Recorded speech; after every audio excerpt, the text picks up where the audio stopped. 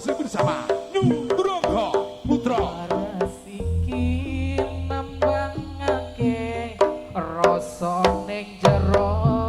atiku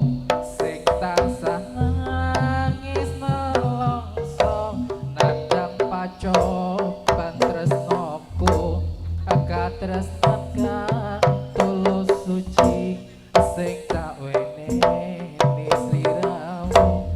kok welas citra janji setya kowe ninggalke aku apa pancen wis nasibku kudu bisa ros sliramu apa mergo ati liya kowe tega ninggal aku kaya ora percaya nanging